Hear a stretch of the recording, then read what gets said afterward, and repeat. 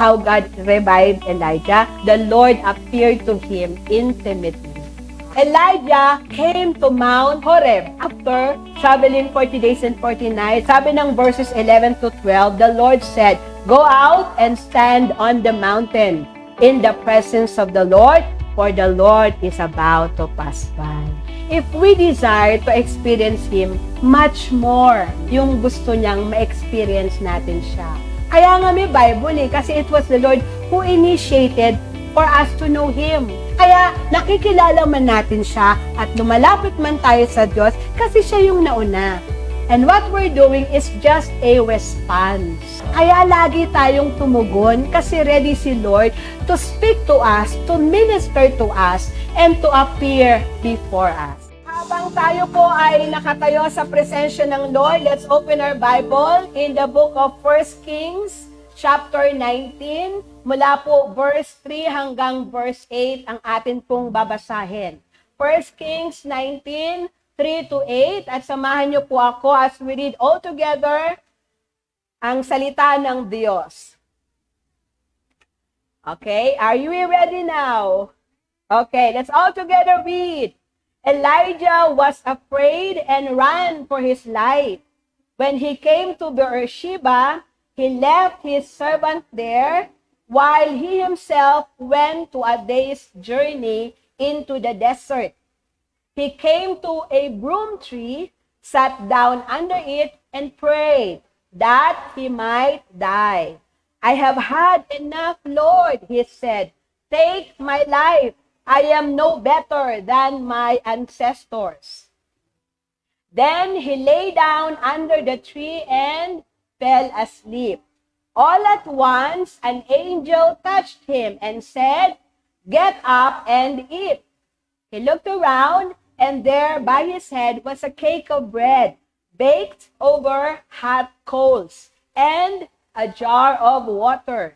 He ate and drank, and then lay down again. The angel of the Lord came back a second time and touched him and said, "Get up and eat, for the journey is too much for you." So he got up and ate and drank. Strengthened by that food, he traveled 40 days and 40 nights until he reached Horeb, the mountain of God. And the Lord has blessed the reading of His Word. Palakpakan po natin ang Panginoon at tayo po ay nakakaupo na sa presensya ng Panginoon. God is good. And all the time, ayan, inyo pong kamayan ang nasa kanan at kaliwa nyo. Sabihin nyo po, "I'm glad you're here."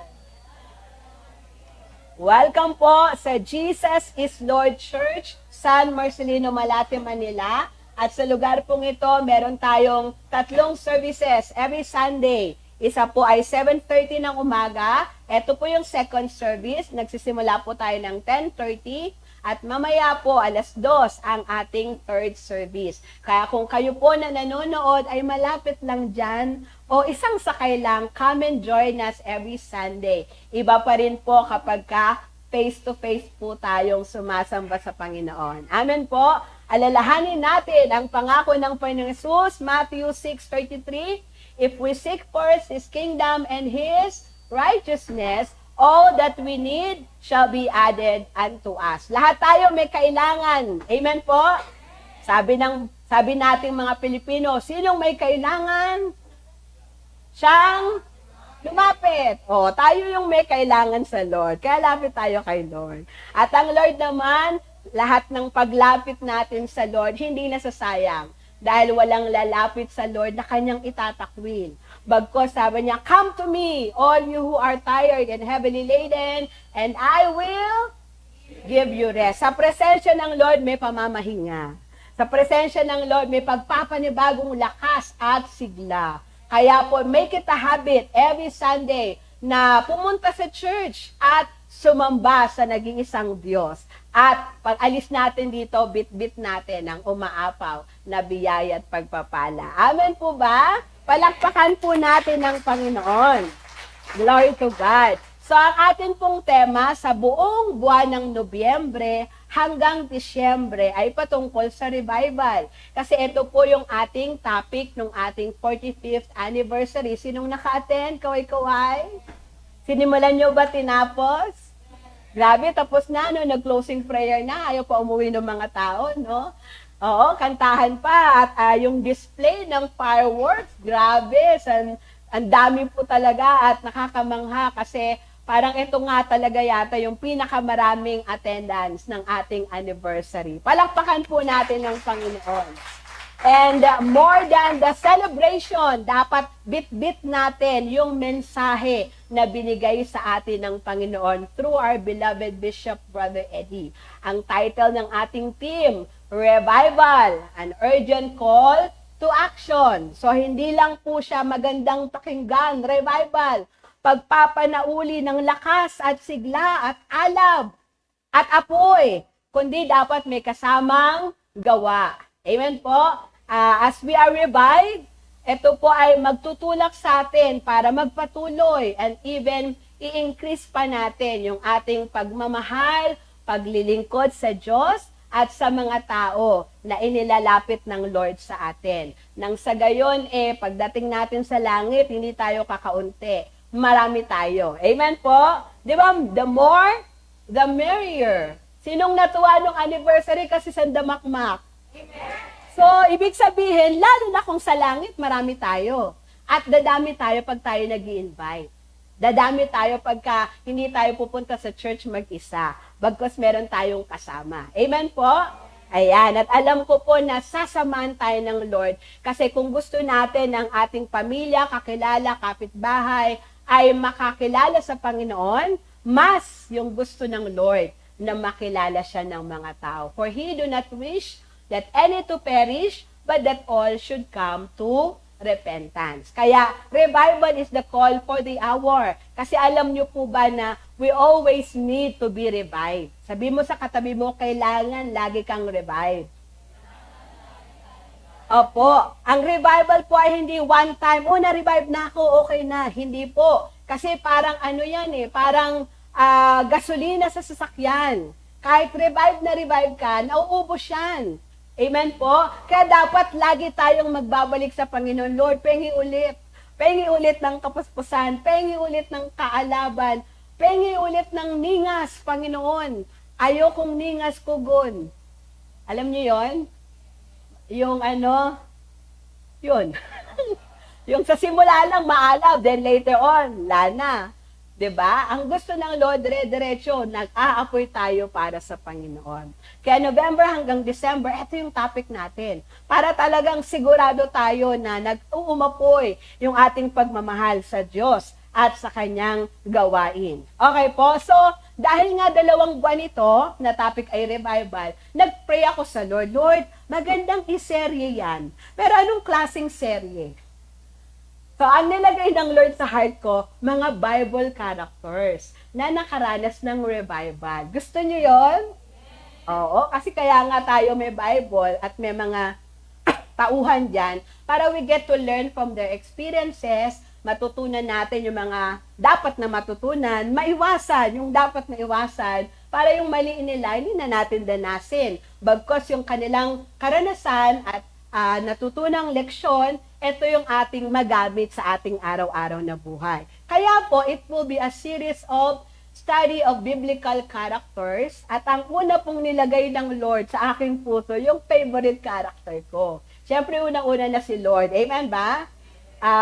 Pero si Lord kasi parang from day 1 to the end, talagang nag-aapoy siya. Hindi, pwede ko bang sabihin din niya kailangan na ma-revive kasi sobrang revive na siya. But other than the Lord, kasi perfect si Lord Amen po? Tayo hindi. Tayo yung parang roller coaster. Ang alab, no? Linggo yan, nag-aalab yan. Baka mapasok ka pag dumikit ka dyan. Pero pag Biyernes, malamig pa sa... Kaya kailangan talaga, tayo laging magpaalam. At kahit walang church, kasi Sunday nga, meron naman tayong Webes, meron tayong Monday, meron din tayong Sabado ng madaling araw, 5 a.m. Nakapost po yan sa ating Facebook account. So you can join us online. At tomorrow, para dire-diretso yung apoy, Tomorrow, meron tayong centralized prayer meeting dito. At ang topic natin bukas, sa biyaya tabag ng Lord, igalang, i-acknowledge nyo yung ating desire. Worship revival tayo bukas. Oh, excited kayo? Atin kayo bukas? Yay! Kaya po, ayan, ipag-pray po natin. Kasi alam nyo po, ang bisa ng mensahe, hindi dun sa nagtuturo, doon sa tatanggap. Amen po? Kaya dapat bukas ang pusong tumanggap para overflowing yung pangungusap ng Panginoon. So, ang unang topic natin dito sa revival series of Bible characters na naka-experience ng revival ay si Elijah. Favorite ko po yan eh. Pangalawa kay Jesus. Actually, dalawa sila. Si Elijah at saka si Elisha. Hindi naman sila kambal, pero medyo hawig yung kanilang pangalan. Elijah. Sabi niyo Elijah. Elisha. Ayan. So, pareho silang lalaki. So, ito yung una nating serye about Bible characters who experience revival. So, biblical stories of revival starting off with Elijah. At yung binasa natin kanina ay isa sa mahabang kwento ng buhay ni Elijah. Nagsimula po ang kanyang kwento sa 1 Kings chapter 17 at kahit tapos na yung 1 King, may karugtong pa dito sa 2 Kings sa chapter 1, chapter 2. Kaya makikita natin na mahalaga ang role na ginampanan ni Elijah. So, 3 portion lang po ito. Number 1, Elijah the prophet. Sabi nyo nga po yon. Elijah is known as the prophet of fire. Sabi nyo nga po, prophet of fire. Propeta ng apoy. Kasi ba naman, humingi siya ng apoy at bumabanga ang apoy mula sa langit. At hindi lang basta apoy, na literal na apoy na tumupok doon sa handog, kundi yung kanyang buhay ay kinakitaan mo ng alab. Hindi siya yung Kristiyanong lalampalampa, hindi siya yung Kristiyanong silensyo, nagsasalita siya. Kasi propeta nga eh. Pag sinabi pong propeta, ay lingkod ng Lord na nakakarinig mula sa Panginoon. At yung narinig niya mula sa Diyos na pinapapahayag sa kanya, matapang niyang sinasabi, kahit pahari, kahit pa sino yung tamaan, ala siyang pakialam kasi mas gusto niyang sumunod sa Panginoon. Pag sinabing propeta, hindi yan takot mamatay. At ito nga po si Elijah, he was the prophet of fire. At meron po akong nakitang 4, marami siyang katangian, no? But the Holy Spirit impressed upon my heart itong 4 characteristics ni Elijah, kaya siya tinawag na prophet of fire. Una, meron siyang faith. Everybody say faith. Pag sinabing faith, faith is believing God exists. Pag sinabing pananampalataya, ikaw ay isang taong naniniwalang may Diyos. At hindi ka lang basta naniniwalang may Diyos, kundi ang Diyos na ito na pinaniniwalaan mo, pinagtitiwalaan mo, at pinaglalagakan mo ng buhay at ng lahat-lahat sa iyo. Kung kaya't lahat ng sabihin niya, susunod ka. Because you have faith. Kahit na mahirap yung ipagawa, because you have faith, you will do it. Amen po? Kahit na anong iharang sa'yo, basta pinapagawa yan ng Lord, gagawin mo. At ito po si Elijah. All of a sudden, he appeared in chapter 17 of 1 Kings. At alam niyo una niyang hinarap? Yung hari. Si Haring Ahab. One of the most wicked king in Israel. Hinarap ni Elijah. At ang sabi ni Elijah, pinasasabi ng Panginoon sa iyo, hanggat hindi ko sinasabi, hindi uulan. Sabay alis. Alam niyo pa, ang Israel ay isang agricultural land. So, importante ang ulan. Kaya, at that time, 2 ang sinasabang Diyos ng mga Israelita. Una ay ang Diyos ni Abraham, Isaac, at Jacob, the God of the Bible, pero sumasamba rin sila kay Baal. Siguro gusto nilang makasiguro. Kasi si Baal is portrayed as the God of thunder. Ang itsura niya, bansot. Sorry for the term. Talagang ganun po itsura niya. Bansot siya na negro at may hawak siyang kidlat. Kaya sinasamba siya ng mga Israelita kasi akala ng mga Israelita, kaya umuulan dahil kay Baal. Kaya 2 yung puso nila. Yung kantang sana 2 ang puso ko, yun ang puso nila. Sumasamba sila sa tunay na Diyos at sa Diyos-Diyosan. Pero itong si si Elijah, naramdaman niya sa kanyang puso, meron siyang special assignment na ang mga tao ay kailangang kumilala sa Diyos niya. Alam niyo bang gara ng pangalan niya? Elijah. Alam niyo yung ibig sabihin ng Elijah? Ito yung dalawang pangalan ng Lord. El, ibig sabihin ng El, God, and then yung Jah, short for Jehovah. Kaya yung pangalan niya, the Lord, He is God. Kaya pangalan pa lang niya, deklarasyon na. At iyon yung nagmamanifest sa kanyang buhay. Ayaw niyang maniwala sa ibang Diyos, sa Diyos lang ni Abraham, Isaac, at Jacob. At hindi lang siya naniniwala, itinaya niya yung buhay niya para doon. Amen po? Kaya si Hodang hari yung kaaway niya. Amen po? Pagkatapos, umalis siya doon. At ang sabi ng Lord, dyan ka sa Kerit Ravine. Isa siyang bukal. Doon siya kakain dahil magpuutos ang Diyos ng isang uwak para bigyan siya ng biskwit, ng tinapay. Tapos iinom siya mula sa bukal. Fresh water pa, no? So dahil po 3 taon at kalahati na hindi umuulan, hanggat hindi sinasabi ni Elijah, hindi uulan, natuyo na rin po yung brook. Ang sabi ng Lord sa kanya, punta ka sa Sarepta. So, ito ay isang bansa na hindi Israelita, foreign land.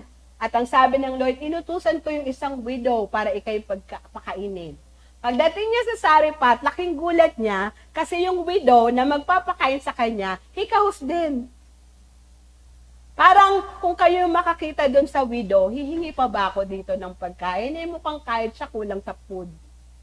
Pero dahil may faith siya, sabi niya doon sa widow, pahingi pong tubig. So, aalis na yung yung widow. Ay, samahan mo na ng tinapay. Aba, sumagot yung widow. Alam ng Diyos mo. Ibig sabihin, may forbearance siya na talagang lingkod siya ng Lord. Visible na hindi ito ordinaryong tao. Propeta to. Yung may forbearance siyang ganon. Alam po ng Diyos nyo, sabi ng widow, na kaya po ako nandito kasi kumukuha ako ng panggatong. Huling panggatong. Kasi ang natitira ko na lang ay kakarampot na arena at oil. Ito yung last supper naming mag-ina. Kasi widow siya, may anak siyang lalaki. Pagkatapos nito, hindi na kami kakain. Meron siyang faith. Sabi niya, ito ang pinasasabi ng Panginoon. Ipagluto mo muna ako, tsaka kayo magluto para sa inyo. Dahil ang pangako ng Lord, hindi mauubos ang arena at langis. At naniwala yung widow. Kaya nagluto siya ng tinapay para kay Elijah, pero sa himala ng Lord, hindi nauubos yung kanyang arena at langis hanggat hindi umuulan sa kanilang bayan. Palakpakan nga po natin si Lord.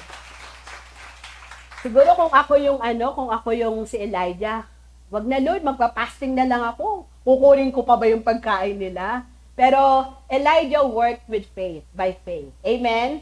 At lahat, gumawa tayo isang bagay puno ng pananampalataya, may himala. Hindi lang para sa kanya pala, kundi pati dun sa pamilya nitong widow. Pangalawa, he's a man full of prayer, intercession. Biro mo, nag-pray siya, wag umulan. Hindi nga umulan. Aba, nung time na para umulan ka na. Aba, umulan nga. Grabe itong mamang ito. Amen po, he is a man of intercession. Kaya yung hindi lang siya man of faith, isa pa rin pong pagkakilanlan sa Biblia kay Elijah, siya po ay punong-puno ng panalangin. So sobrang tindi niyang manampalataya at manalangin, hinamon niya ang mga propeta ni Baal. Halika, punta tayo dun sa Mount Carmel, sa 1 Kings chapter 18. Nagpaligsahan tayo, sabi ni Elijah para praising. Mag-aalay tayo sa ating Diyos. Sa Diyos ko, mag-aalay ako. Sa Diyos nyo, mag-aalay kayo. Dahil mas marami kayo, mauna kayo. 450 prophets of Baals. Tapos meron pang 400 na propeta ni Ashtoreth. Babaeng Diyos-Diyosa naman yun. Tawag ay Queen of Heaven. Ang pangalan Ashtoreth, no?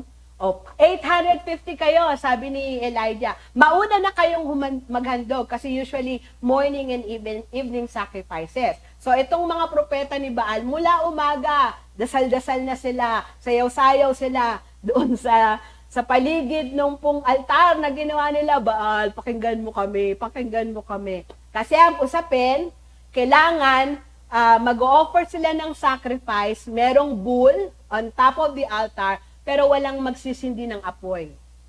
Kung totoo si Baal, advantage niya yun. Meron siyang kidlat, di ba? Sabi ni Elijah, manalangin kayo. Di ba, totoo namang Diyos yung si Baal nyo? Humingi kayo ng apoy para matupak yung sacrifice nyo. Sige, go na, go, go, go.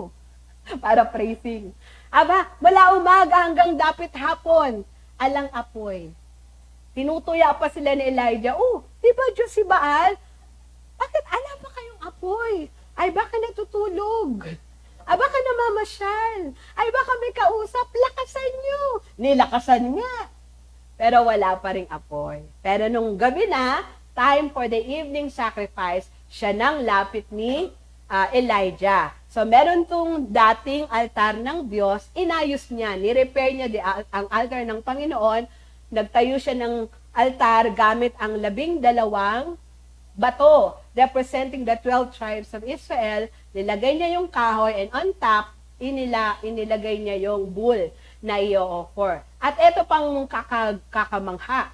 Gumawa siya ng kanal paligid doon sa altar na ginawa niya, pinabuhusan niya ng tubig makailang ulit. So basang-basa yung bull, yung kahoy, yung bato, tapos meron pa doon sa kanal na tubig. Tsaka siya nanalangin. Sabi niya, O Diyos ni Abraham, Isaac at ako, patunayan mo na ako nga ay lingkod mo. At ginagawa ko lang ito dahil ito yung utos mo. Patunayan mo rin, Lord, na nais mong ibalik ang kanilang puso sa iyo. Aba, napaka-short ng prayer niya. Maya-maya, dyan na yung apoy. Bumaba at sinunog yung pong handog, pati yung kahoy, at ang matindi, pati yung tubig ay nasipsip sa tindi ng apoy na binaba ng Panginoon. At yung mga taong nandoon, nagdeklara, Elijah, Elijah, Elijah. Ibig sabihin, the Lord, He is God. The Lord, He is God. The Lord, He is God. Palakpakan po natin ang Panginoon. Pangatlo, meron siyang resolution meron siyang determination, meron siyang gustong mangyari. Kaya siya ganun katapang, kaya siya ganun kaalap. Meron siyang purpose, hindi siya suntok sa buwan. Alam niya kung ano yung gusto niyang mangyari. Malinaw sa kanyang puso, sa kanyang isip. He wants His people to return to God.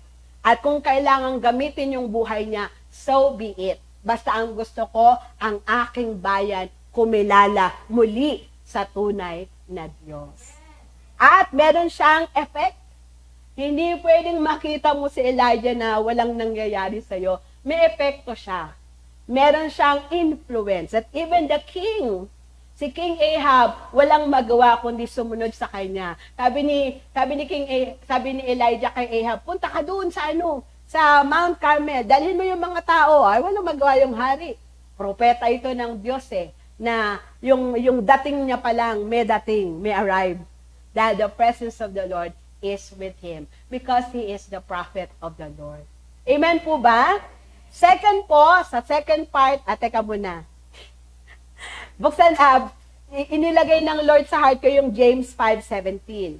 At kahit po sa New Testament, ay binabanggit pa po ang pangalan ni Elijah. Sabi po ng James 5:17, Elijah was a man just like us. He prayed earnestly that it would not rain, and it did not rain on the land for 3.5 years. So, ang kinapture ng Holy Spirit sa puso ko, yung first sentence, Elijah was a man just like us. Yes, he was a prophet, pero siya rin ay tao lang. Katulad mo, at katulad ko, at bilang tao may kahinaan. Bilang tao, hindi perpekto. So nakita natin si Elijah as a prophet of God, pero ngayon tignan natin Elijah as the man. Isang tao, katulad mo at katulad ko. Siguro pwede tayong mangarap, sana katulad ako ni Elijah. Atapang atao. Hindi atakot kanino man. May faith. Kayang hamunin ang mga Diyos-Diyosan. Diba, no? Maganda yung panalangin. Kaya lang dapat handa ka pag nag-manifest na yun no? Pero, kagaya rin tayo ni Elijah. Elijah was a man just like us. With limitations, with faults, with weaknesses. Amen po? At ito yung makikita natin sa kasunod na chapter, sa 1 Kings chapter 19. Here, Elijah was portrayed as a man who was afraid and who ran for his life. Isang Elijah na natakot kasi, ang gara nga natakot siyang mamatay. Pero yung panalangin niya, mamatay na ako, Lord. Ang gulo niya, no? Diba? He ran for his life, sabi ng verse sa chapter 19. Verse 3, Elijah was afraid and ran for his life. Pero later, pag tinuloy niyo yung kwento, sabi niya, I have had enough. Gusto ko nang mamatay. Let me die. Kaya nga siya umiwas, di ba? Ayaw niyang mamatay. Tapos ngayon, gusto na niyang mamatay. Ang gulo mo, Elijah. Kasi nga, parang ikaw lang at ako. Ano ba talaga gusto mo? Kaya po, dito natin masasalamin yung ating sarili na tayo rin ay kagaya ni Elijah. Kasi kagaya natin, tao lang din siya. So bakit siya nagtago? Number 1, because of fear. Bakit siya natakot? Ang gara na nga nung victory binigay ng Lord sa kanya. Siya lang yung nakagawa ng ganon. Humamon ng 850 false prophet. Walang naghamon ng ganun. Siya lang. Pero bakit natakot siya? Kasi narinig lang niya yung sinabi ng isang babae. Asawa ng hari si Jezebel. Why? Kasi po pag nakapasok na ang fear, napaparalyze po tayo. Hindi pwedeng nakapasok yung fear tapos may faith ka. It's either your faith will drive fear away or your fear will drive away your faith. Hindi silang pwedeng magsabay na nananahan sa isip at puso mo. Pag nandyan yung takot, mawawala yung faith. Pero pag may faith yan, mawawala yung takot. Ang nangyari, dahil nabalitaan niya yung sinabi ni Jezebel, ang nagkaroon sa kanya ay takot. Nagkaroon siya ng takot dahil lang sa sinabi ng isang babae. Mas nag-focus siya sa sinabi ni Jezebel kesa sa kapangyarihan ng Diyos na meron siya. Short-lived, no? Pero nakakapagtaka. At ang mensahe nito, kasi tao lang din naman si Elijah. What can we expect of him? Lahat po ng Bible characters, David, Samuel, Abraham, Isaac, Jacob. Lahat yan, tinawag, pinili ng Lord. Ginamit ng Lord mightily. Not because they are perfect. Pero dahil isang beses sa kanilang buhay, nagtiwala sila sa Diyos. Habang andun yung faith nila, usable sila sa Panginoon. Pero pag napuno ng takot, yun, nawawala yung hawak nila sa kamay ng Panginoon. At bumibitaw sila at nagugupo sila sa kahinaan at katalunan. Pero hindi naman magtatapos sa ganon. Pag Kristiyano kami, gagawin si Lord. Amen po? Pwede tayong madapa, pero babangon at babangon tayo. Kasi meron tayong Diyos. Amen po? Palakpakan natin si Lord. So ano yung namayani? Takot sa isip. Alam nyo po, our mind is our battleground. Kaya po bantayan ang ating isip. Be careful what you watch, what you read. Be careful what goes on in your mind. Hindi, may kasabihan, hindi mo may iwasan yung ibon na lumipad sa ulunan mo.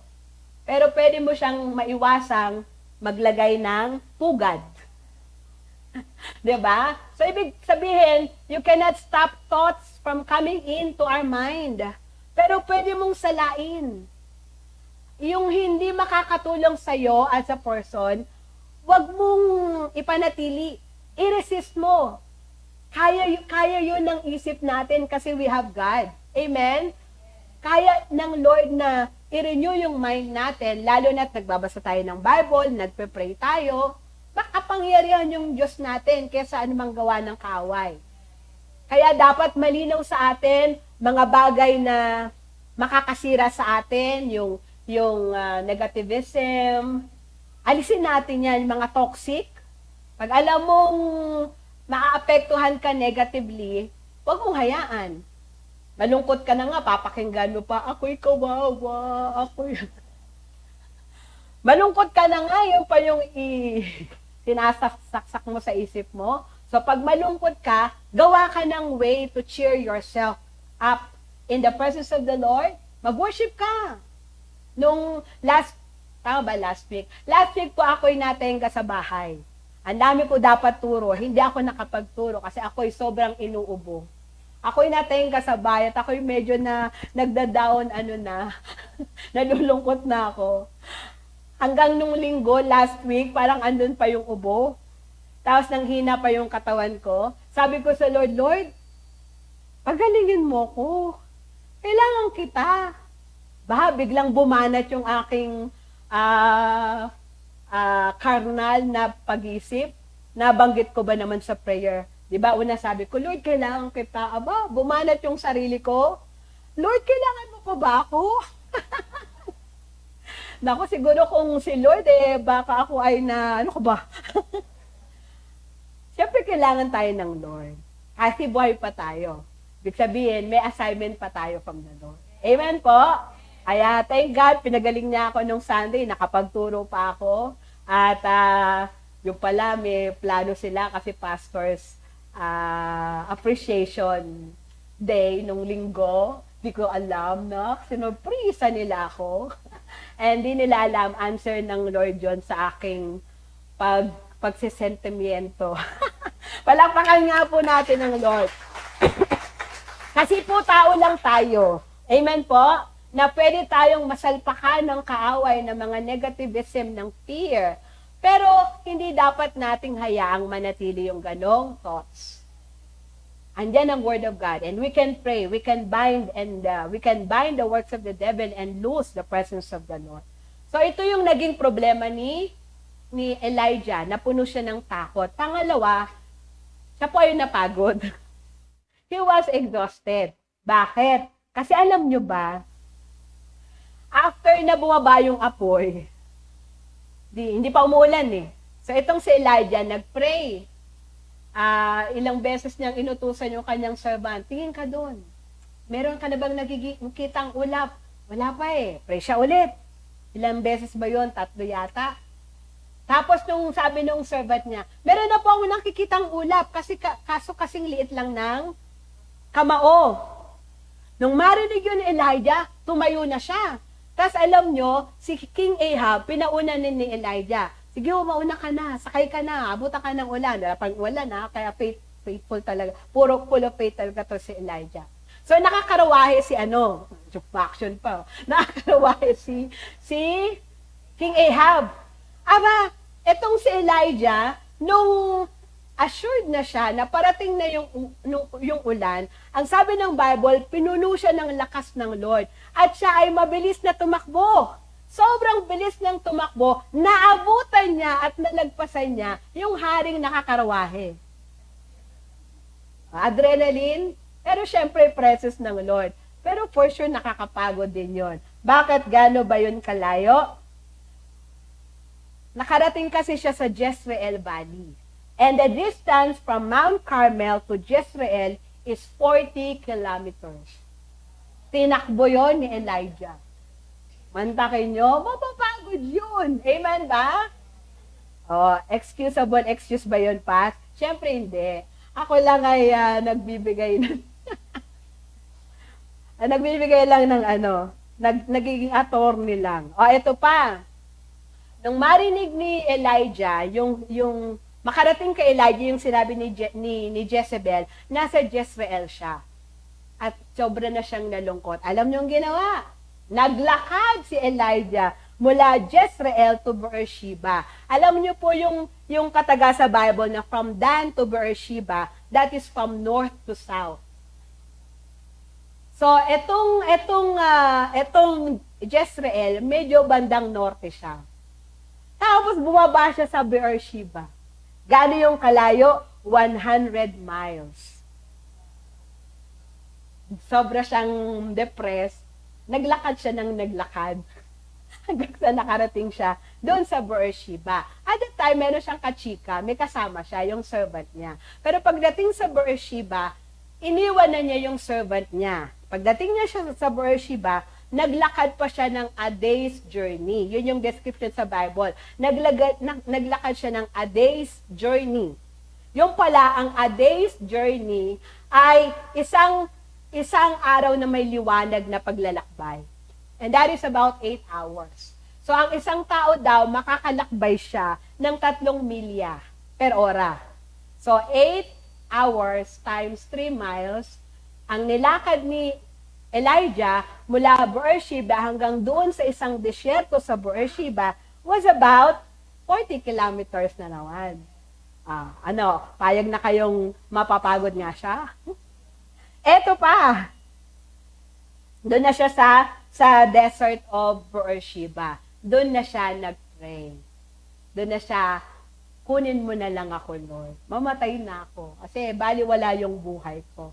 Kasi he felt alone. Iniwan ba naman niya yung servant niya? Di siya na nga lang mag-isa. At siya ay lalong nalugmok sa sentimiento, sa pagkaawa sa sarili. Ako na lang mag-isa. Wala na akong kasama. Iniwan na ako nilang lahat. And he felt rejection also. Kasi feeling niya, inayawan siya ni Jezebel. Siguro alam niyo naman yung utak natin, no? Hindi natin makakontrol. Siguro si King Ahab, di ako pinagtanggol kay Jezebel. Siguro yung mga Israelita, hindi ako pinagtanggol. Ala kong kakampi. Ganyan. So, nakaramdam siya ng rejection. Kaya, grabe yung negativism na meron po itong si Elijah. Kasi, tao siyang katulad mo at katulad ko. Pero hindi naman nagtatapos doon ang lahat. Kasi sa pangatlo, Elijah the revived. Palakpakan naman natin si Lord. Hindi dahil sa ating kakulangan, hindi sa ating limitasyon, hindi sa ating imperfections, magtatapos ang ating buhay Kristiyano. Bagkos, pwedeng magpatuloy. Kasi meron tayong Diyos. Amen po? Yun yung redeeming factor. Meron tayong Diyos. Sabi mo sa katabi mo, may Diyos ka. Na hindi nangiiwan. Na hindi nagpapabaya. Amen po ba? Ayan. And so we see here, sige po, palakpakan natin si Lord. We see here Elijah, the revived. At sinong nag-revive sa kanya? Walang iba kundi ang Diyos na kanyang pinaglilingkuran. Elijah was revived by the Lord his God. Kaya dapat itong Diyos ni Elijah, gawin natin Diyos. Kasi kaya niya tayong iligtas, palakasin, patatagin, at bigyan ng katagumpayan araw-araw ng ating mga buhay. Mas makapangyarihan ng Diyos kaysa sa anumang problema sa daigdig na ito. Sabi nga ni Brother Eddie, Arodio Days pa lang, our God is bigger and greater than the totality of problems in this world. Can you say amen? Amen. Kaya sa panahon ng problema, lalo tayong kumapit at lumapit sa Panginoon kasi siya lang ang makakatulong sa atin. Kakampi natin ang Diyos, hindi natin siya kalaban. Amen po? Kaya sigurado tayo ay makakabangon at makakapagpatuloy. Kagaya ng nangyari kay Elijah. So anong ginawa ng Diyos sa buhay ni Elijah? Bakit siya na-revive? Number 1, the Lord let him rest for a while. Hinayaan ng Diyos na siya ay makapahinga. Nakaidlip ang Elijah. Sabi ng verse 6 ng 1 Kings 19, then he lay down under the tree. Mantakin nyo yun, disyerto ang Beersheba. Pero pinayagan ng Lord na meron dong puno, a broom tree, para doon makahimlay si Elijah na merong bubong ang kanyang ulo. Amen po? Grabe si Lord. Alam niya, naintindihan niya tayo. Oo, nagre-rebuke siya, pero sweet siya mag-rebuke. Amen po ba? Alam niyo yon, no? Halimbawa si Pedro, no? Lakad siya sa ibabaw ng tubig. Habang nakatingin siya kay Jesus, lumalakad siya sa ibabaw ng tubig. Nalingat siya. Kasi narinig niya yung ugong ng malakas na hangin. At alon, nakapatingin siya doon, nawala yung mata niya kay Lord. Unti-unti na siyang lumulubog. At ano yung prayer niya? 3 lang, Lord, save me. Dali-dali si Lord, no? Kinuha yung kamay niya. Pagdating, andun yung saving power ng Lord. Pagdating sa bangka, ba't ka nagduda, ha? Alam niyo yun, ang sweet ng Lord. Hindi ka muna niya papaluin, hindi ka niya muna sisermonan, tutulungan ka niya muna. Pag nakapeha ka na, at ma-appreciate mo yun kasi tatay natin siya. Amen po ba? Palakpakan nga po natin si Lord. Kasi God, hindi niya muna sinermonan si Elijah. Hinayaan niyang makatulog. Amen po? Kasi alam ng Lord paano tayo i-feel. Tapos, nung medyo nakaidlip-idlip na si Elijah, then he lay down under the tree and fell asleep. All at once, an angel of the Lord touched him. Bigla na lang may anghel na Panginoon ng Panginoon, ginising siya. Bangon. Bumangon ka at kumain. Hindi rin na-nervon yung angel, ha? Alang sermon. Bangon ka, kain ka. So, ibig sabihin, hindi siya yung sinigawan or nagising siya ng naalimpungatan. Hindi. Magandang gising ni Elijah. Tapos paglingon niya, nakita niya yung prepare ng Lord na pagkain. Mainit-init pang pagkain. Amen po? Ano yung pagkain? A cake of bread baked over hot coals. Cake na mainit-init pa kasi andun pa yung hot coals. Hindi malamig. Alam niyo yun? Fresh. Freshly made. Tapos, meron pang tubig. Di pa kasi uso yung Coke eh. Get up and eat, sabi ng angel. So, pag lingon ni Prophet Elijah, nakita nga niya yung pagkain. And so, he ate. So, he got up, he ate, and he drank. Tapos, tulog siya ulit. Kasi gusto na nga niyang mamatay. Pero hindi yun ang gusto ng Lord. Anong masusunod? Yung gusto mo, yung gusto ng Lord? Alam mo na. Oo, kailangan maparangalan ng Lord sa ating mga buhay. At hindi siya mapaparangalan pag ang dulo ng buhay mo at siya'y nag-give up, at siya'y sumuko, at siya'y huminto. Kag-glory-glorify ba yan kay God? Siyempre hindi. So, dapat kagaya ni Paul, I have kept, ano yun?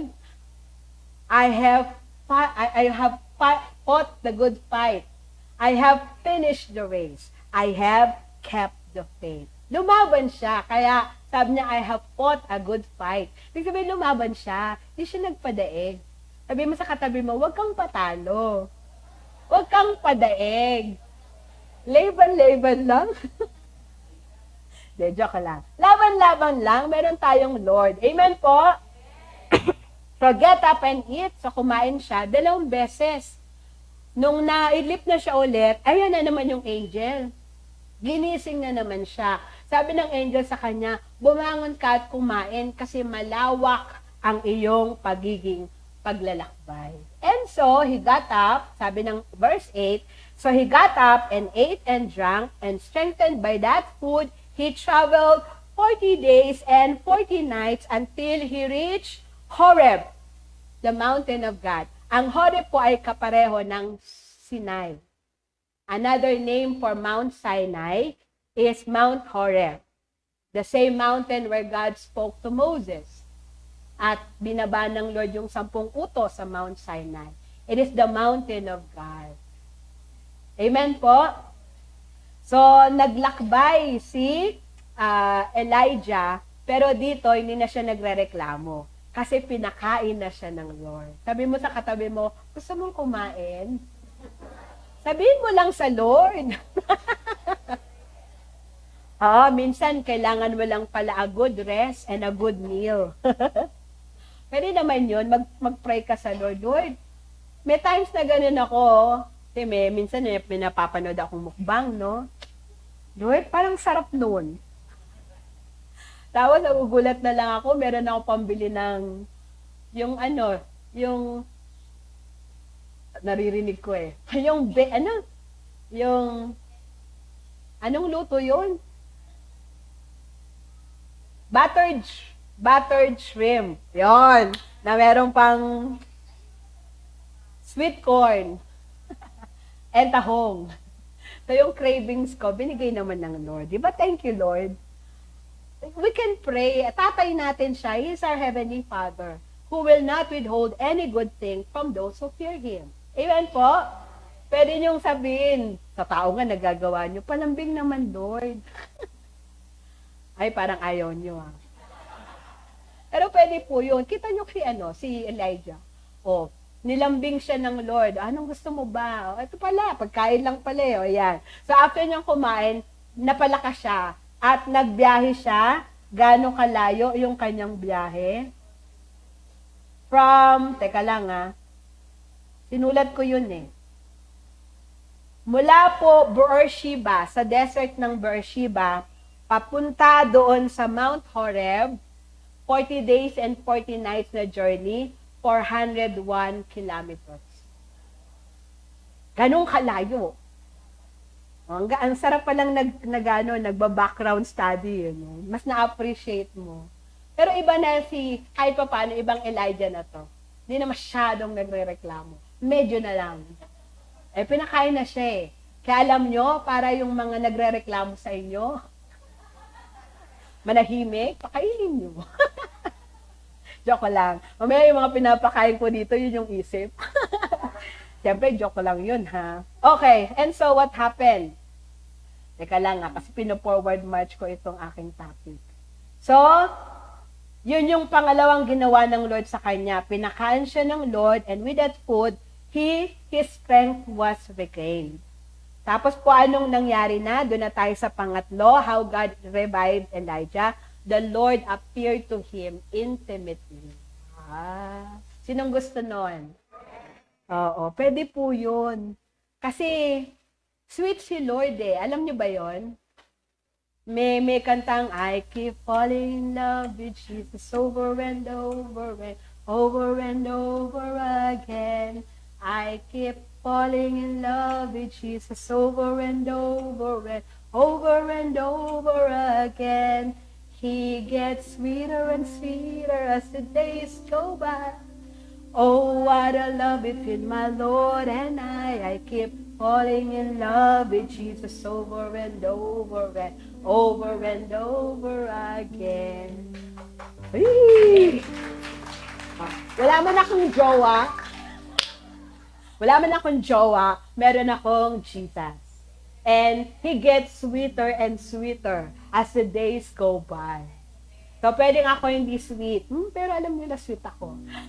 Pero syempre nga, tao lang, nagkakamalit, nagkakasala. But the Lord gets sweeter and sweeter as the days go by. Kaya po, itong relationship natin kay Jesus, kung gusto mong mas lumalim, mas gusto ni Lord na palalimin pa. Amen? And sometimes, it takes a problem, a situation, para lang ma-call yung attention nating napapalayo ka na pala. Kaya may darating na pagsubok, not to put us down, not to destroy us, bagkos para mailapit tayo muli sa Panginoon. Kasi kung talagang Kristiyano ka, alam mo kung kanino ka lalapit. Sa oras ng pangangailangan. Hindi kay Bombay, kundi kay Lord. Amen po ba? Palakpakan natin si Lord. And so, Elijah came to Mount Horeb after traveling 40 days and 40 nights, 401 kilometers. At pagdating niya po sa Yungib, sa kuwebang yon, sabi ng verses 11 to 12, the Lord said, "Go out and stand on the mountain in the presence of the Lord, for the Lord is about to pass by." Dadaan si Lord. Sabi mo sa katabi mo, dadaan si Lord. Oo, mamaya dumaan na, hindi mo napansin kasi kung saan ka nakatingin. May kanta nun, di ba? Ano ba yon? Kalimutan ko, ano bang kanta yun? Yung He is passing by. Ano yun? Kalimutan ko. Basta yun. Ayan. This. Oh. Hallelujah. Jesus is passing His way. Palakpakan natin si Lord. Dumadaan siya. Kaya dapat alerto tayo para pag dumaan siya, hindi natin na-miss. Kasi if we desire to experience Him, much more yung gusto niyang ma-experience natin siya. Kaya nga may Bible kasi it was the Lord who initiated for us to know Him. Siya yung unang nagpakilala. Siya yung unang lumapit. Kaya nakikilala man natin siya at lumalapit man tayo sa Diyos kasi siya yung nauna. And what we're doing is just a response. Amen po? Kaya lagi tayong tumugon kasi ready si Lord to speak to us, to minister to us, and to appear before us. Amen po ba? So sabi diyan, for the Lord is about to pass by. And then what happened? Then a great and powerful wind torn the mountains apart. May malakas na hangin na sumapo doon sa bundok na ito ay nahati.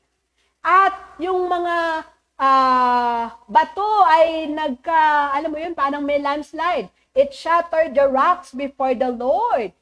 But the Lord was not in the wind. After the wind, there was an earthquake. But the Lord was not in the earthquake. After the earthquake came a fire, but the Lord was not in the fire. And after a fire came a gentle whisper.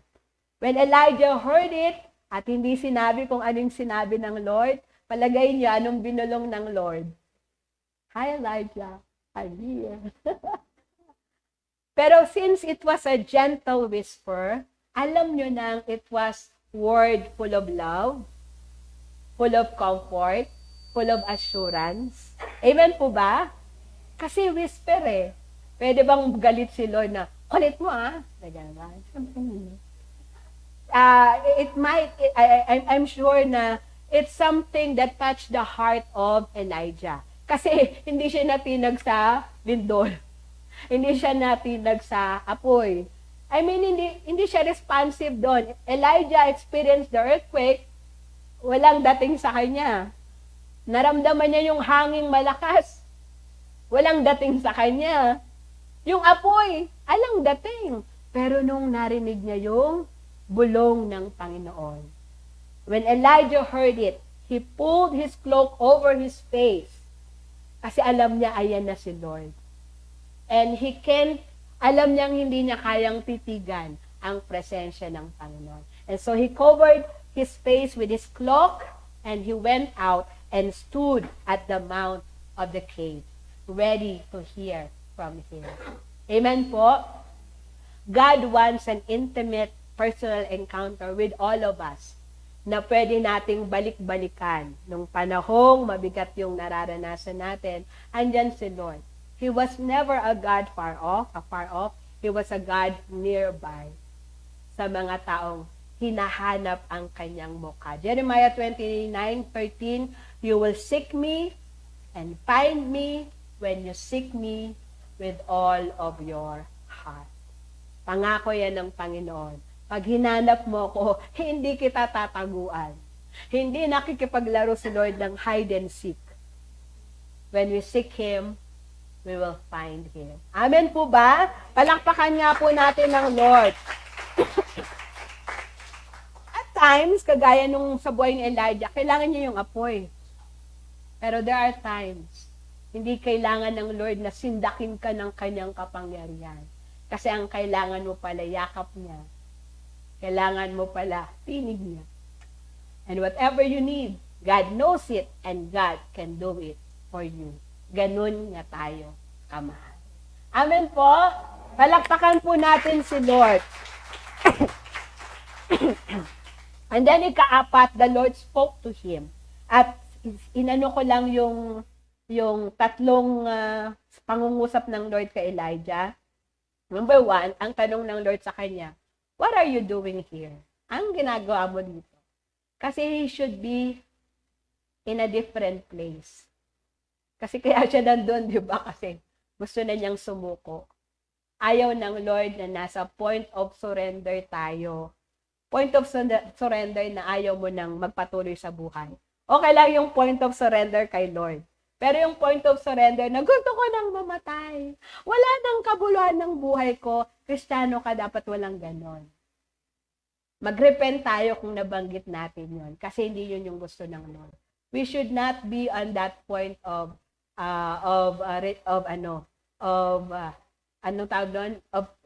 pagsuko. Hindi dapat. Amen?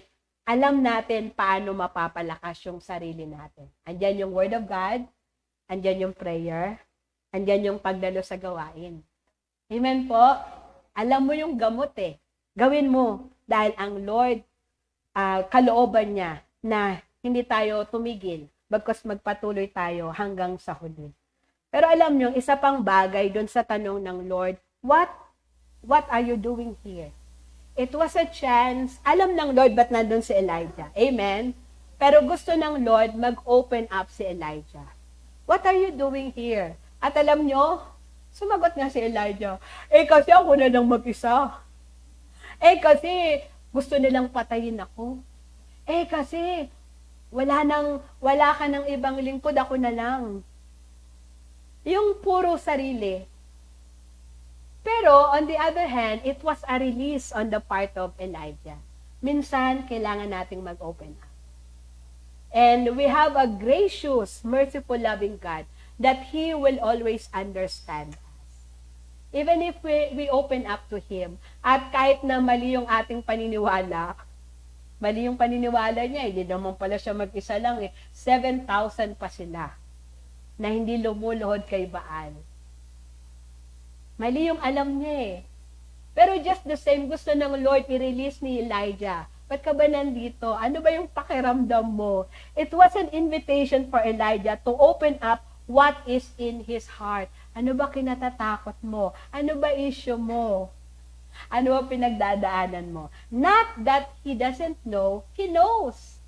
Baka ikaw hindi mo alam. Baka ikaw yung masyado kang nakafocus dun sa issue, sa problema. Nakalimutan mo, teka nga, mas makapangyarihan nga pala Diyos ko Amen po ba? Palakpakan nga po natin ang Lord. And then, nung nagsalita si Elijah at sinagot niya yung tanong ng Panginoon, nagsagot ulit si God. Ang sabi ng God sa chapter 15, verse 8, go back the way you came.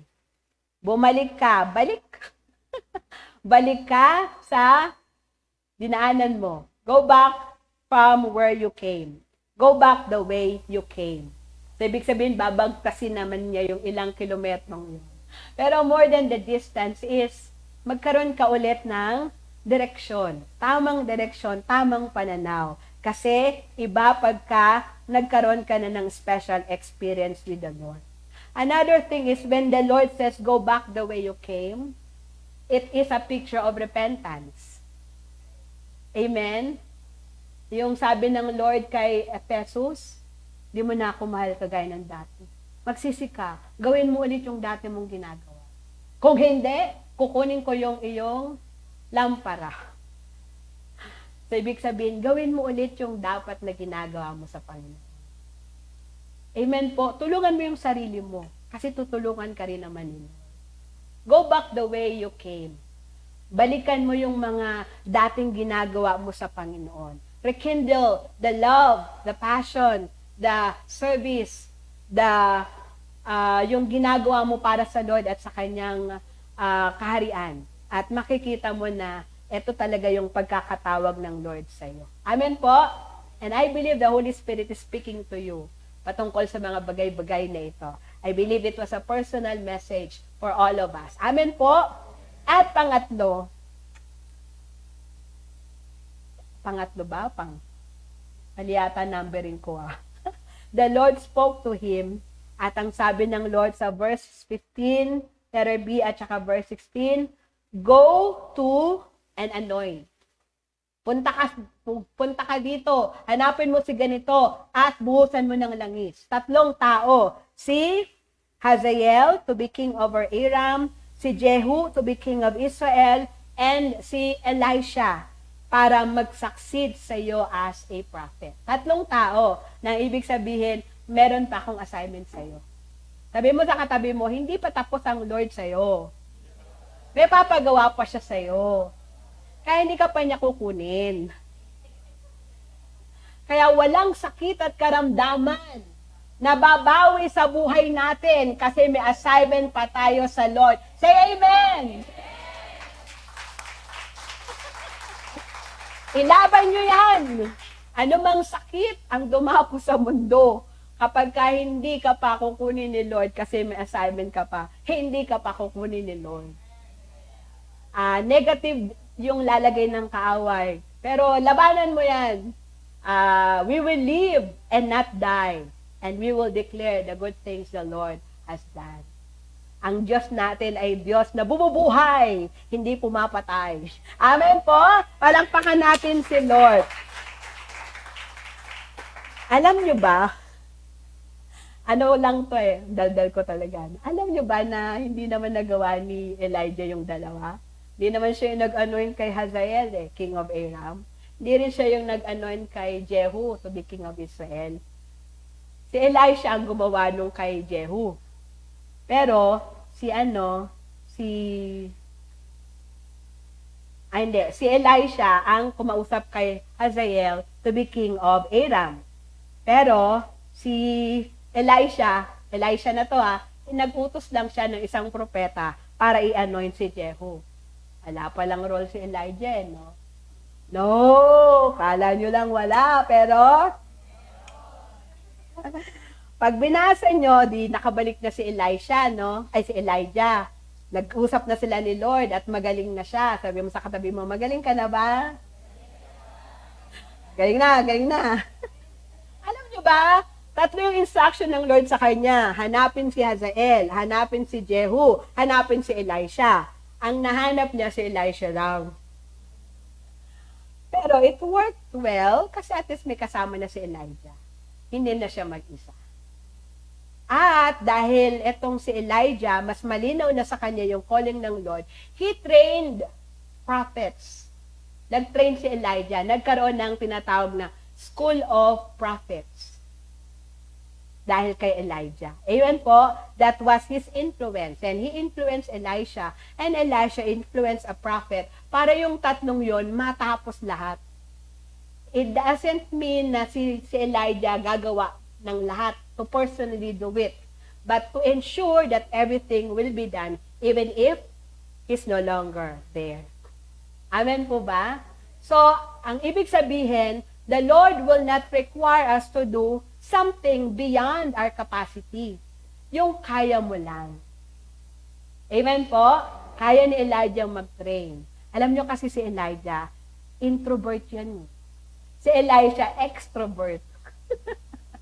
So, si Elisha yung kung saan-saan pumupunta, si Elijah, doon lang siya sa Israel. Pero hinaharap niya yung hari. So, ibig sabihin, God does not overbound. Kung ano yung kaya mo, gawin mo ng buong lakas, sigla, tapang.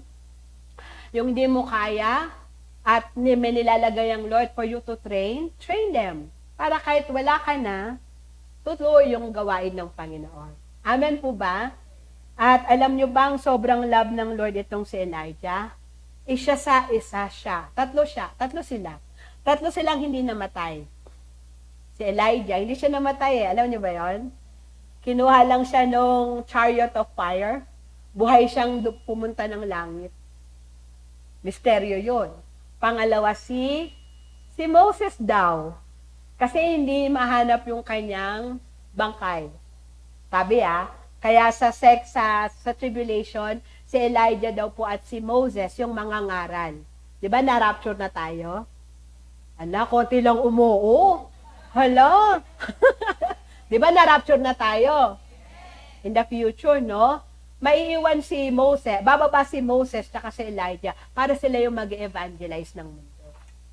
So, ito daw si Elijah tsaka si Moses, hindi namatay. Basta, misteryo rin. At pangatlo si Enoch. Diba? The Lord took him away. And he was no more. Si Enoch. Amen po? So, grabe ang kapangyarihan ng Lord. Pagka pinili ka niya, pinili ka niya. Basta gawin mo yung pinapagawa ng Lord. And, hindi lang ikaw, ihanda mo yung mga tao dahil ang dami nating gagawin para sa Panginoon. Bakit nga ba revival yung topic ni Brother Eddie? Ang kwento po ni Pastora Amor, may gathering yata sa GILCS, di ba may school sa Bunlo. So nakikita niya yung mga estudyante. And the Lord spoke to his heart, to Brother Eddie, na ang GIL ay gagamitin ng Lord to spark a genuine revival that will usher in the salvation of many souls prior sa rapture of the church. So, ibig sabihin, ang GIL ay magkakaroon ng significant role kasi bago mag-rapture, magkakaroon ng great revival. Paano ba yung itsura ng great revival? Yung kahit hindi ka mangaral, hindi ka magsalita sa pulpito, yung mga tao mararamdaman yung spirit of repentance, kasi dumadaloy sa'yo dahil puspos ka ng presence ng Lord. Hindi ka pa nagsasalita, nangungusap yung mata mo, yung buhay mo, para magsisi yung mga tao at magbalik loob sa Panginoon. Na every day, millions of people will be saved. And there will be lots of miracles, signs, and wonders. Yun yung revival na pangako ng Lord gagawin niya at magiging initiative ang GIL Church Worldwide. Remember dun sa anniversary, habang nagpe-praise and worship or victory proclamation, si Brother Eddie, di ba kinuha niya ulit yung mic at umiyak siya. The Lord spoke to him, yung ginagawa niyo ngayon, hindi lang ito pang GIL, pang buong Pilipinas ito, because GIL will greatly impact and influence the Philippines. Na to the point na i-bless ng Lord ang Pilipinas at magiging paraan ng Diyos para ang Pilipinas ay magpahayo ng mga misyonaryo sa lahat ng dako ng daigdig para mangaral ng Word of God. Filipinos will be blessed by the Lord para paglabas ng Pilipinas, meron silang kredibilidad. Meron silang authority to speak about our God kasi Philippines will display the mighty work of the Lord. Kailangan ng Lord na i-revive tayo para makatulong tayo for the expansion of God's kingdom prior to His coming. Kaya itong revival came from the heart of God na nilagay niya kay Brother Eddie at tayo naman po ay tumutugon. Kaya kung may espiritu tayong man, kagaya ni Elijah the man, iwaksi natin. We were not meant to experience fear, exhaustion, yung spirit na mag-isa na lang tayo o nararamdaman natin na ayaw sa atin ng tao, i-resist natin yan. Hindi na po ito araw at oras para maglukmok tayo sa isang tabi at makita yung sarili nating kaawa-awa, iniwan, mag-isa, may sakit, malaki utang, ang bigat ng problema, inayawan. Hindi na po yun yung dapat mentalidad nating mga GIL people. Amen po? We have the God of Elijah. Amen?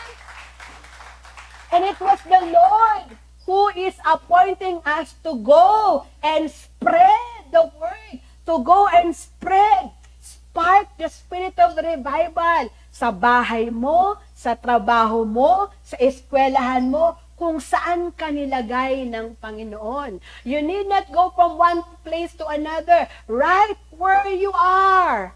Spread mo yung fire of revival. Speak about the Lord. Pray. Tapangan mo yung loob mo parang si Elijah nung pinalakas siya ng Lord. Kaya si Odang hari yung kausap niya. Basta kailangang marinig yung thus says the Lord. And tayo po ay babakapan ng Panginoon dahil it is the Lord's will that none should perish, but that all should come to repentance. Amen po. In conclusion, the idea of revival came from God. He is the God of revival. Parang ayaw niya. Kaya pag nararamdaman yung nanghihina kayo, masyado kayong bombarded ng problema, hindi yan kalooban ng Lord. Ang gusto ng Panginoon, araw-araw, meron tayong panibagong sigla, panibagong lakas, panibagong apoy na galing sa Panginoon. Fight for it. Amen? So the response of revival should come from us. The idea of revival came from the Lord. Because He is the God of revival. Pero yung tugon, na, oh Lord, magpaparevive ako. Oh Lord, gusto ko rin ma-revive. It should come from us. Dapat umuoo tayo sa Panginoon. Dapat umaamin tayo sa Panginoon. Amen? And if God is the God of revival, we, His people, we, His children, should be children of revival. Amen po? Na tayo yung taga-sulong, tayo yung tagapagpahayag, tayo yung tagagawa ng pinapagawa sa atin ng Panginoon because He is with us. And He will bless the work of our hands. God cannot use a discouraged person. So, kung nararamdaman mong discouraged ka, lapit ka kay Lord. Siya yung encouragement natin. And once you are encouraged, once you are comforted, encourage and comfort the people around you who needs them. Amen po ba? Palakpakan nga po natin ng Lord.